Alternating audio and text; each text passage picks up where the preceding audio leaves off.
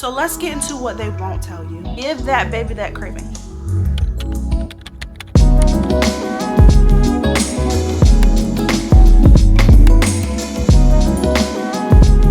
Hey guys, and welcome back to another video. Everyone wants to talk about how pregnancy is so amazing and the beautiful glow that you get, but no one talks about the real tea. So let's get into what they won't tell you. Before we begin, I just want to introduce myself. My name is Christina. I'm currently 34 weeks pregnant. This is my second child, but I wanted to come to you guys with just some things that I've learned from my first and my second pregnancy, and just the things that they don't really shed light on. So for me, my first and my second pregnancy were two totally different types of pregnancies. My first pregnancy, I had literally nothing, no type of symptoms at all. The only thing I would have is like I craved Chick-fil-A a lot, a little bit of nausea, but for the most part, my first pregnancy was smooth sailing. Now that I'm on my second pregnancy, it has been 6 years later and the experiences are the complete opposite. I have dealt with probably every type of symptom that you can have in a pregnancy. But let's talk about the unexpected things that people don't tell you about when you are pregnant. For all my new moms who have not been pregnant before, this is probably your first pregnancy and you are in your first trimester, probably the first few weeks. Let's talk about things that can happen. So let's talk about first unexpected physical changes. So there's swelling, there's the weight gain that you may get. Food cravings is a really big one that people usually do get in their pregnancy. For me, I am literally all baby. I gained weight nowhere else except my stomach. And although that may sound amazing, it is really not. It has been very hard on my body. I'm always having back pains. My body's always sore. So just because I didn't gain weight everywhere else does not mean that I have not been experiencing body changes. And this is something a lot of people don't know or don't talk about. If you have pregnancy cravings, if you don't go for that pregnancy craving, nothing else will work. For example, if I'm craving Chick-fil-A, but I go get Wendy's or I try to eat at home, I am not gonna keep that down. I have to go get that Chick-fil-A because that is the only thing that the baby wants, and that is the only thing that the baby will keep down. So that can be hard, especially when financially you just can't support it sometimes. But unfortunately, that's just how it is, and you have to do what you have to do. So if that baby is craving something, give that baby that craving. All right, now we're going to talk about the emotional roller coaster that you will experience. The mood swings in a pregnancy is very much insane. You will go from happy to sad in 2.5 seconds, and there's nothing you can do about it.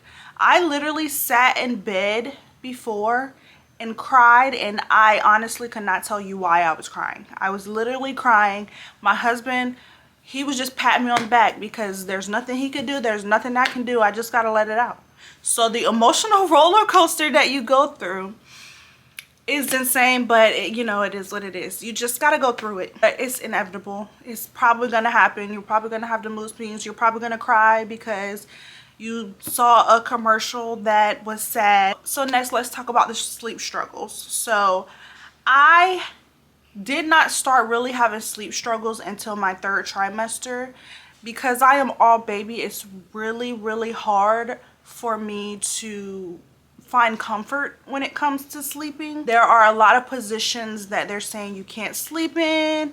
You can only sleep on your right side, I think it is. There's a lot out there, but from what my doctor told me, the only position that they don't recommend is obviously on your stomach or on your back for too long. You can lay on your back, but try not to be on your back for too long. It is very recommended to sleep on your sides. I also love a pregnancy pillow. It just gives me a good sense of comfort, and that has really been helping when it comes to sleep. So I don't struggle too much when it comes to sleeping, but I do wake up sometimes in the middle of the night, and you know, it just happens. So definitely I would say invest in a pregnancy pillow. I got mine from Amazon. They're not expensive, and they made it work for me, so I'm sure it'll work for you. Now this is a really big one, and this one is more so advice. You are gonna get unsolicited advice from everybody and they mama. You're gonna hear a lot of things. You're gonna hear people telling you, don't get an epidural, don't get any medication, don't go to a hospital. You're gonna hear it all. And it's okay to set boundaries and tell that person that you're gonna do it the whatever way you want. When it comes to the name, it's okay to not tell anyone the name until you have the baby, because you're gonna get opinions. It's okay to set the boundary. It doesn't matter who it is. This is your baby, your life is what you want to do. So set that boundary ahead of time. Now before we go, I want to also give some tips to any new moms out there. Take it one day at a time. Yes, it may be hard. Yes, it may feel like it's taking forever. There's not gonna always be those sunshiny days where everything is just sunshine and rainbows. You're gonna feel those days where you just, you know, don't want to do it anymore, or whatever the case may be. But just take it one day at a time. Everything is gonna work out. And the best part about it is when you are at that hospital giving birth to your beautiful bundle of joy, and it will literally all be worth it in that moment. And lastly, find your community. I am blessed enough to have a great support system, but if you don't have that, there's plenty of communities out there. There's groups.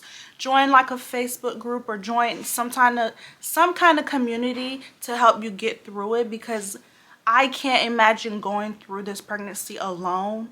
So even if you don't have a support system, find someone that can help you through your journey, because a support system is very, very important in a pregnancy. All right guys, so that is all I pretty much have. I just wanted to give you guys an update on how things have been going with my pregnancy, give a little bit of encouragement to those moms out there, first time moms who you have never had this experience before. I hope I was able to answer some questions for you.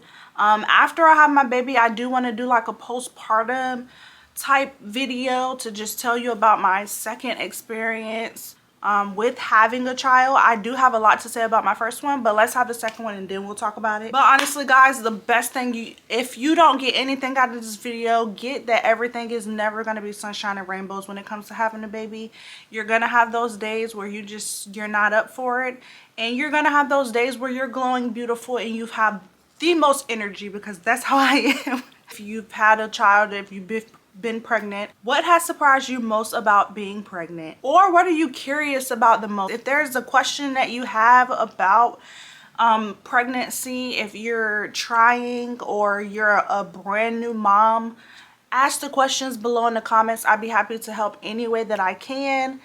Obviously, I'm no doctor, I'm no expert. I've just had 2 kids. But anyways, guys, if you made it this far, thank you so much for watching. I hope you got some type of information out of this video. Also, in the comments, leave an emoji for me so that I'll know you made it. Please make sure you comment, like, subscribe. I will be coming with weekly videos, and I try my best to do daily short. But that's all I have for this week. I'll see you next week. Bye.